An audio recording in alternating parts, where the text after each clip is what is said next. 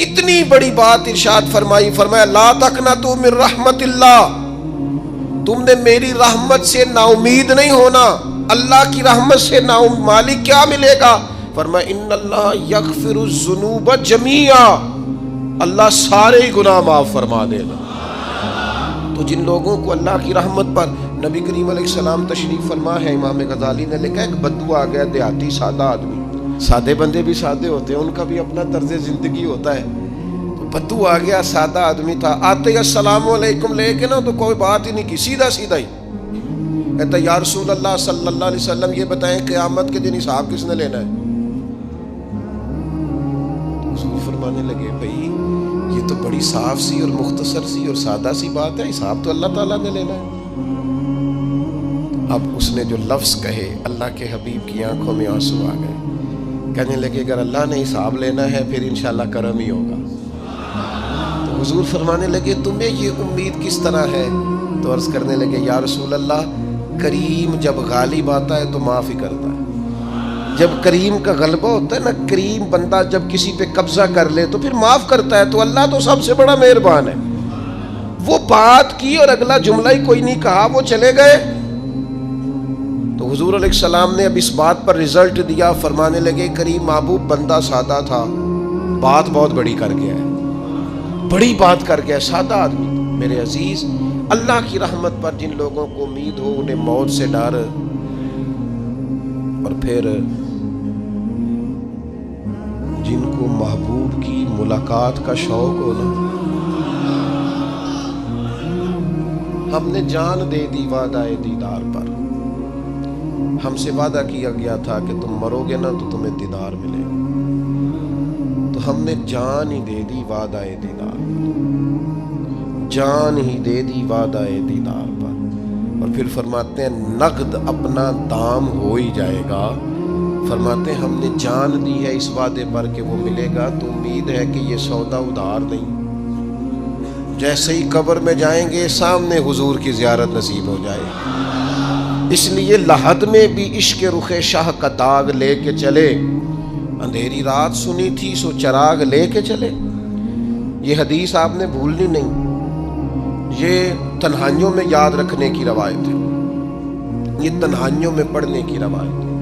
یہ اپنے ذوق کو تازہ، جو لوگ کہتے ہیں نا وجد سرور کیف میں جانا چاہتا ہوں، وہ مشکات شریف کی اس حدیث کو دیکھے۔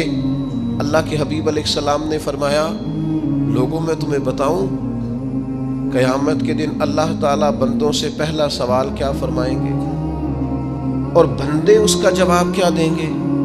یا رسول اللہ کرم فرمائیے بتائیے۔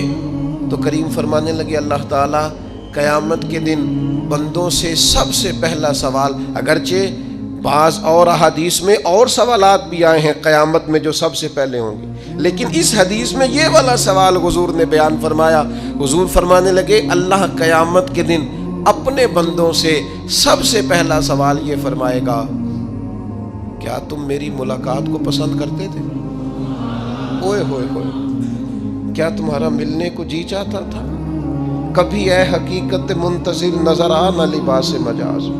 اقبال کہتے ہیں تیرے کرم اتنے ہیں دل کرتا ہے تجھے دیکھیں، کبھی کبھی اے حقیقت منتظر نظر آ نہ لباس مجاز میں، لاکھوں سجدے تڑپ رہے ہیں میری جبین نیاز میں، تمہارا دل کرتا تھا مجھ سے ملنے کو؟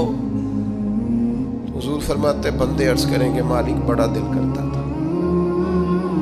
تو پھر اللہ فرمائیں گے یہ گفتگو کی معنویت تو دیکھو یار، اس کا حسن تو دیکھو۔ اللہ پھر پوچھیں گے کیوں دل کرتا تھا تمہارا؟ دل کرتا تھا تو کیوں کرتا تھا؟ عرض کریں گے مالک اس لیے کہ ہمیں امید تھی کہ تو معاف بھی کر دے گا، رحمت بھی فرمائے گا، اس معافی کی امید پر دل کرتا تھا تو ملے۔ حضور فرماتے ہیں پھر رب فرمائے گا مجھ پر واجب ہے، میں نے اپنے کرم سے واجب کر لیا ہے کہ آج تمہیں جنت عطا کروں گا۔ یہ جو ملاقات ہے نا، ملاقات کہ وہ ملیں گے، ان سے ملاقات ہو۔ عمر بیت گئی نا نام جپتے، عمر بیت گئی نا تذکرہ کرتے، ہم سے بھی لوگ پوچھتے ہیں کیا کمائی کی، کیا زندگی میں حاصل کیا، تو ہم کہتے ہیں شرق سے غرب تک ملک کے ایک کونے سے لے کر دوسرے کونے تک مدینے والے کی بات کی، حضور کا ذکر کیا ہے۔ نبی پاک کے میں اپنی حیاتی تو قربان تھی، وہاں ساری محمد محمد پکیندے گزر گئی ساری۔ یہ اعزاز ہے، یہ کرم ہے۔ اب کیا ہوتا ہے، گناہگار لوگ ہیں، اتنا بڑا دعویٰ تو نہیں کر سکتے، لیکن دل تو چاہتا ہے نا کہ چلو جس کا نام لیا ہے اس کی کبھی زیارت بھی ہو، کبھی ملاقات بھی ہو، کبھی نظر کرم بھی ہو۔ کسی نے اپنے محبوب سے کہا تھا کہ ذرا ایک نظر مجھ پہ بھی کیجئے، تو قریب بیٹھے ایک شخص نے کہا یار تو نے بڑا دعویٰ کیا ہے، جو محبوب ہوتے ہیں ان کو تکلیف نہیں دی جاتی، تو کہتا ہے پورا چہرہ ہی تیری طرف پھیرے۔ تو پھر اس نے اس درویش سے پوچھا کہ میں بھلا پھر کیا کروں، میرا دل تو میرا بھی کرتا ہے نا۔ چلو یہ تو آپ کی بات ٹھیک ہے کہ اب میں محبوب سے کہوں کہ اتنی تکلیف کرے کہ میری طرف پورا رخ پھیرے تو ٹھیک نہیں، تو پھر بتائیں میں کیا کروں؟ تو اس نے کہا ان راہوں میں کھڑا ہو جا جن راہوں کی طرف وہ کریم دیکھتا ہے۔ چلو اسی با کردار کو دیکھتے دیکھتے بیچ میں تیرے اوپر بھی نظر، مجھ پہ محشر میں نصیر ان کی نظر پڑ ہی گئی، مجھ پہ محشر میں نصیر ان کی نظر۔ اوئے ہوئے، اللہ کرے آپ کو بھی وہ لطف آئے جو مجھے آ رہا۔ کہتے مجھ پہ محشر میں نصیر ان کی نظر، یہ انتہائی عاجزی ہے کہنے والے کی۔ اس نے بالکل اپنے آپ کو ختم کر کے کہا کہ میں قابل تو نہیں تھا، اور میں پھر تکلیف دیتا کہ میری طرف دیکھیں، اسپیشل میرے لیے وقت نکالیں۔ پر کرم یہ ہوا کہ مجھ پہ محشر میں نصیر ان کی نظر پڑ ہی گئی۔ کہنے والے اسے کہتے ہیں خدا کا کرنا، کہنے والے اسے کہتے ہیں خدا کا کرنا۔ اللہ نے کیا کہ نظر مجھ پر پڑ ہی گئی، اور جب پھر پڑ گئی تو تیری ایک نظر کا کمال ہے اور میری زندگی کا سوال ہے۔ بس جب پڑ گئی تو سو پھر پڑ گئی۔ موت سے وہ بندہ کبھی نہیں ڈرتا جسے ملاقات کا شوق ہو۔ ملنا چاہے داتا علی اجویری سے اور موت سے ڈرے، ملنا چاہے حضرت غوث پاک جیلانی سے اور پھر موت سے ڈرے۔ زندگی گزری ہو علی علی کرتے پھر موت سے ڈرے۔ عمر بھر سیدنا عثمان غنی کی سخاوت کی بات کی ہو اور پھر جنت میں جا کے ان سے ملنے کا شوق پیدا نہ کرے۔ ساری زندگی سیدنا فاروق کا عدل بیان کیا ہو، ساری زندگی ان کے انصاف کا تذکرہ کیا ہو، پوری امت کو بتایا ہو کہ اگر جینا چاہتے ہو تو عمر کے رستوں پر چلو، اور پھر یہ موت سے ڈرے اور مر کے جناب فاروق اعظم کی زیارت کو پسند نہ کرے۔ جسے صدیق کی وفائیں یاد ہو، جنہیں جناب ابو بکر صدیق کا عشق یاد ہو، وہ پھر ان کی زیارت نہ کرنا چاہے اور ساری عمر حضور کی نعت پڑھی ہو۔ مانا نہیں آتا تھا پھر بھی کہا بلغ العلا بکمالہ کشف الدجا بجمالہ حسنت جمیع خصالہ صلو علیہ والہ سے نہیں ترجمہ آتا تھا، پر جب بھی کو پڑھتا تھا یہ بھی جھومتا تھا مولا یا صلی وسلم دائماً۔ میں آپ کو بتاتا ہوں، توتلا آدمی، توتلا اور دیوانہ مجذوب بیچارہ، سمجھ نہیں، توتلا بولنا بھی ٹھیک نہیں آتا۔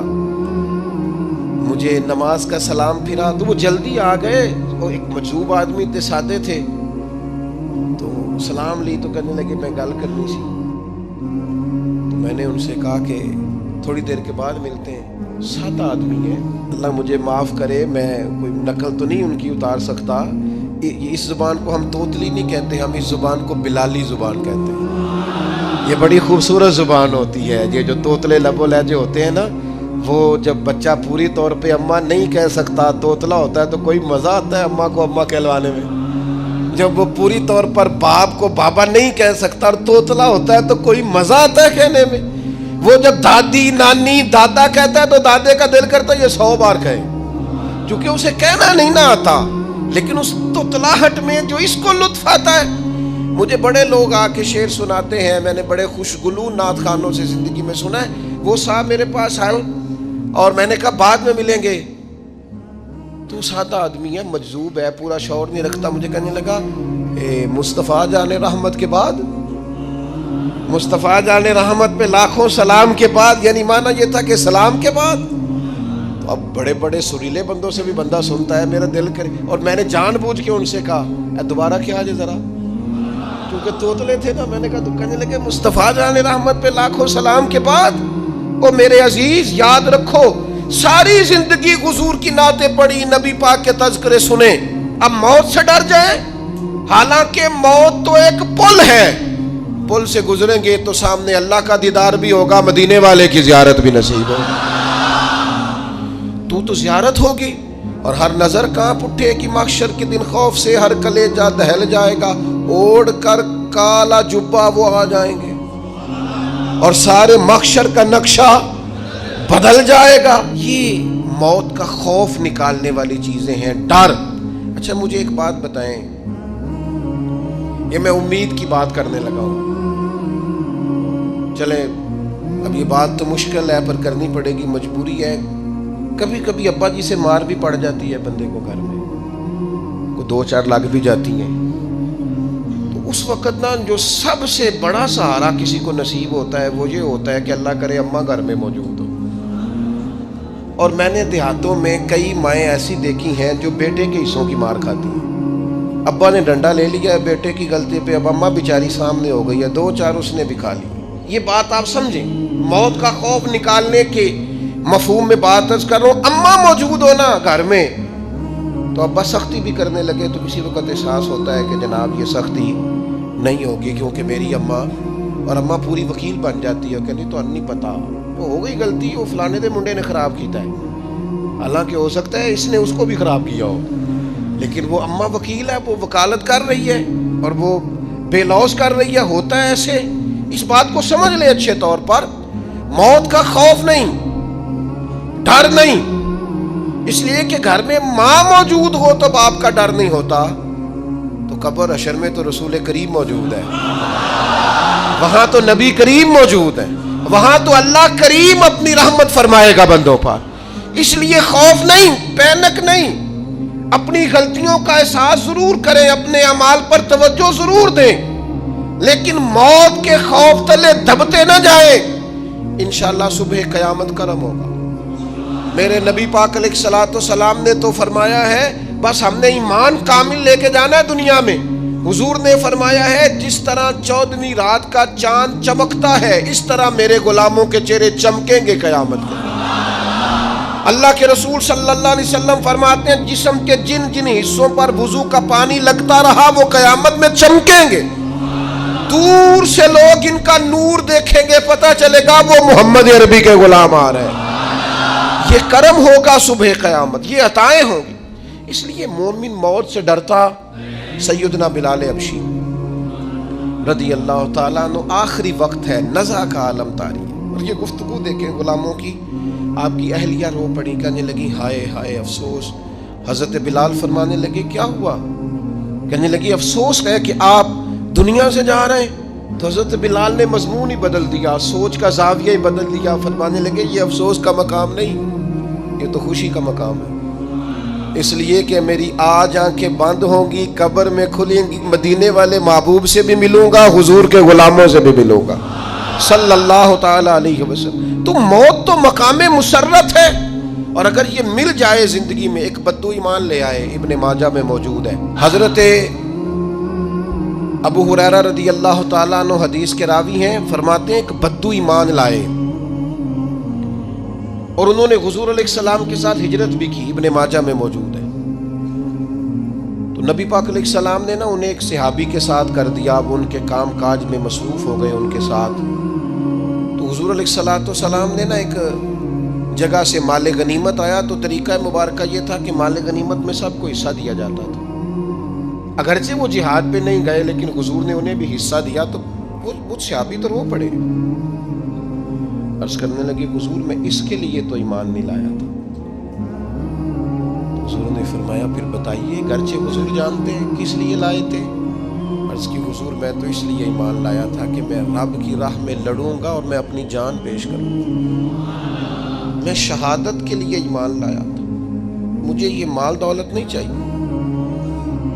تھوڑی ہی دیر گزری کہ ایک اور مارکے کا اعلان ہو گیا، جنگ کا اعلان ہو گیا. حضور نے فرمایا چلو. وہ گئے اور چند ہی لمحے گزرے کہ وہ میدان میں اترے اور پھر شہید ہو گئے.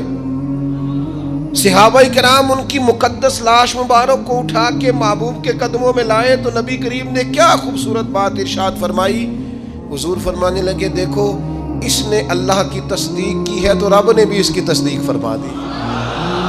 اور پھر یہ دو جملے محبوب کہتے کہتے اٹھے اور پھر حضور نے اپنا جبہ مبارک اتارا اور اتار کے فرمایا اس بندے کو نہ اس جبے میں کفن دے دو, اس میں اسے کفن دو, اس لیے کہ تو شہادت کے لیے ایمان لایا, موت کی آنکھوں میں آنکھیں ڈال کے جیا, اپنی زندگی کمزور نہ گزاری. مسلمانوں پہ کافر کا رعب طاری ہو گیا ہے. ایک تو ہوتا ہے نا کہ کوئی مدد کرنا, کوئی آگے بڑھنا, فلسطین کا نام تک نہیں لے رہے حکمران زبان سے, ذکر تک نہیں کر رہے, چینل ذکر نہیں کر رہے. اتنا رعب, اتنا کفر کا خوف, صرف اس لیے کہ ہمیں موت کا ڈر ہے. مر جائیں گے تو بستر پہ نہیں مریں گے, بیماریوں سے نہیں مر جاتے لوگ. خدا کے بندو اپنی زندگی میں اتنا خوف اگر موت کا پیدا کر لو گے. حضرت سعید ابن جبیر رضی اللہ تعالیٰ عنہ بہت بڑے فقیہ تھے. حجاج بن یوسف نے بلایا اور کہنے لگا میں تمہیں موت دینے لگا ہوں, مار دوں گا تمہیں. بڑا ظالم آدمی تھا, بڑے لوگ اس نے قتل کیے تھے. حضرت سعید رضی اللہ تعالیٰ عنہ مسکرا پڑے اور غصے میں آیا, کہنے لگا کیوں ہنستے ہو؟ فرمانے لگے تو بڑا بیوقوف ہے, تجھے کس نے کہا زندگی اور موت تیرے ہاتھ میں, یہ تو تب آئے گی جب میرا رب چاہے. کہنے لگا لے جاؤ ان کو اور جا کے قتل کر دو. تو وہ جب جلاد لے جا رہے تھے تو آپ اور کھل کے مسکرائے, ہنسے.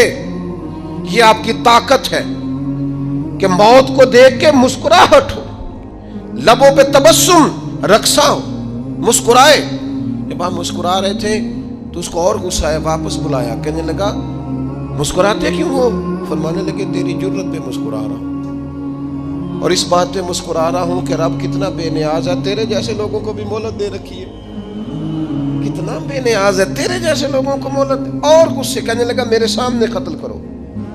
حضرت سعید ابن جبیر رضی اللہ تعالیٰ عنہ نے منہ کعبے کی طرف کر کے پڑھنا شروع کیا, انی وجہت وجہی للذی فطر السماوات والارض حنیفا وما انا من المشرکین.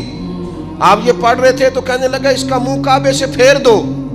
کعبے سے منہ پھیرا تو آپ فرمانے لگے تو بڑا ہی بیوقوف ہے, میرا رب کو صرف کعبے کی طرف مقید ہے, وَلِلَّهِ الْمَشْرِقُ وَالْمَغْرِبُ فَأَيْنَمَا تُوَلُّوا فَثَمَّ وَجْهُ اللَّهِ. چہرہ پھیر دیا جب اس نے تو آپ فرمانے لگے مشرق بھی اللہ کا, مغرب بھی اللہ کا. اور اللہ فرماتا ہے تم جدھر بھی منہ کرو ادھر ہی اللہ کی رحمت ہے. یہ پڑھا تو اب اس نے لٹایا, اور جب وہ آپ کو قتل کر رہا تھا تو حضرت سعید ابن جبیر کی ایک زوردار آواز گونجی. فرمایا یاد رکھنا مجھے اسی طرح قتل کرنا جس طرح تم خود قیامت میں قتل ہونا پسند کرتے ہو. میرا آخرت پر یقین کامل ہے, محشر میں عدالت لگے گی, میں تمہیں قتل کروں گا میں. حضرت سعید ابن جبیر کی وہ جرت تھی کہ دربار سارا لرز گیا حجاج کا. حضرت سعید ابن جبیر رضی اللہ تعالیٰ عنہ کہنے لگے اللہ اسے میرے بعد کسی پر مسلط نہ کرنا, میرا قتل آخری ہو, میرے بعد نہ ہو. ڈر گئے لوگ, سہم گئے. اور وہ جو جلاد آپ کو قتل کر رہا تھا اس کے بھی ہاتھ کانپ رہے تھے. اتنی جرت, موت کا ایک منٹ کے لیے خوف نہیں. حضرت سعید ابن جبیر رضی اللہ تعالیٰ عنہ شہید ہو گئے تو اتنا خون نکلا, اتنا خون نکلا, اتنا خون نکلا, خون بند ہی نہیں ہو رہا. ایک طبیب بیٹھا تھا, ہانپتے کانپتے ڈرے ہوئے سہمے ہوئے. حجاج کہنے لگا اسے اتنا خون؟ تو کہنے لگا بادشاہ میں نے سالوں مریض دیکھے ہیں, اس کو پتہ چل جائے نا مرنے والا ہوں وہ تو اتنا خوف میں آتا ہے, پہلے ہی اس کا سارا خون جم جاتا ہے اور سکڑ جاتا ہے اور اس کا خون جل جاتا ہے. یہ جو بندہ تم نے شہید کیا ہے نا اس میں ایک رتی برابر بھی موت کا خوف نہیں, موت کے خوف سے بے نیاز تھا, اتنا خون نکلا. حضرت سعید ابن جبیر شہید ہوئے اسی دن حجاج کے پیٹ میں درد شروع ہوا. صرف 15 دن حجاج بعد میں زندہ رہا ہے, 15 دن, اور ساری رات تڑپتا تھا, کہتا تھا مجھے خواب میں آ کے پیروں سے گھسیٹتے ہیں. حضرت سعید ابن جبیر چلاتا تڑپتا 15 دنوں کے اندر. طبیبوں نے کہا تیرا جو مرض ہے یہ کوئی آسمانی عذاب ہے. میرے عزیز موت سے ڈرے نہیں بلکہ جو ظالم ہو ان کو ڈرا دیں, یہ مومن کی شان ہے. اپنی زندگی کے اندر سے موت کا خوف نکال دیں، تاکہ زندگی کے جو دن ہیں وہ جیے تو جا سکیں، وہ انسان مضبوطی سے وقت سے گزار سکے۔ حضرت علی شیر خدا رضی اللہ تعالیٰ عنہ نا وہ جیکٹ نہیں پہنتے تھے جنگی، جو کمر پہ پیچھے لوگ پہنتے تھے نا، تلوار کوئی مارے تو زخم نہ ہو۔ تو کسی نے مولا علی شیر خدا رضی اللہ تعالیٰ عنہ سے فرمایا پشت پر آپ وہ جیکٹ نہیں پہنتے لوہے کی؟ آپ فرمانے لگے پشت تو دکھانی نہیں تو کہنے لگے موت سے ڈر نہیں آتا؟ فرمایا بالکل بھی نہیں، اور فرمایا مجھے بالکل ڈر نہیں آتا کہ میں موت پر آ گروں یا موت میرے اوپر جا گرے۔ ہم تو شہادت حضرت خالد بن ولید رضی اللہ تعالیٰ عنہ ایک دن نوجوانوں کو خطاب کرتے کرتے کہنے لگے موت سے کبھی نہ ڈرنا، میں نے ساری زندگی جنگوں میں گزاری ہے، میرے وجود پر ایک ذرہ بھی جسم کا حصہ ایسا نہیں جس پر زخم نہ ہو۔ اور جو کہتے کہتے رو پڑے، فرمانے لگے یہ بات کرتے کرتے رو پڑے، فرمانے لگے دیکھ لو زندگی ساری میدانوں میں گزاری ہے، لیکن شہادت اللہ تعالیٰ نے میرے لیے وہاں نہیں لکھی تھی، یہاں اللہ تعالیٰ نے اپنی رحمت کے لیے موت میرے لیے لکھی تھی۔ تو یہ تو اللہ کا کرم ہے۔ قریب ایک بزرگ صحابی اور بیٹھے تھے، فرمانے لگے آپ کی نیت شہادت کی تھی، انشاءاللہ آپ قیامت میں شہیدوں میں ہی کھڑے کیے جائیں گے۔ تو میرے عزیز خوف نہیں موت کا۔ آخر میں 2-3 گزارشات عرض کرنی ہے۔ ایک تو میری آپ سے گزارش ہے، جنہوں نے ابھی تک قرآن مجید کی تلاوت شروع نہیں کی، وہ ابھی سے آج سے 10 منٹ ٹائم ہو تو مسجد میں بیٹھ کے ایک رکوع پڑھ کے جائیں، قرآن مجید نہیں چھوڑنا۔ رمضان کا تعارف یہ ہے کہ شہر رمضان الذی انزل فیہ القرآن، تو قرآن مجید سے دلچسپی۔ دوسری میری گزارش ہے راشن بانٹنے والوں سے بھی کہ مہربانی کریں لائنوں میں لگانا چھوڑ دیں، اور لینے والوں سے بھی میری عرض ہے کہ اللہ تعالیٰ سارا سال عطا کرتا ہے، 3-4 ہزار کے لیے کیوں اپنے آپ کو آپ تکلیف میں ڈالتے ہیں؟ سارا سال اللہ دیتا ہے۔ اور پھر میری آپ سے یہ بھی اپیل ہوگی کہ طبیعتوں میں حلم پیدا کریں، بردباری پیدا کریں، یہ بڑی ضروری چیز ہے۔ مثبت سوچیں لائیں، روزہ ہماری تربیت کرتا ہے۔ اور پھر آپ سے یہ بھی اپیل کروں گا رمضان شریف کی مقدس گھڑیوں میں صرف اپنے لیے نہیں سوچے، امت کے لیے سوچیں، بالخصوص فلسطین کے مسلمانوں کے لیے کم از کم دعا مومن کا ہتھیار ہے، وہ تو جم کے کریں اللہ کے حضور۔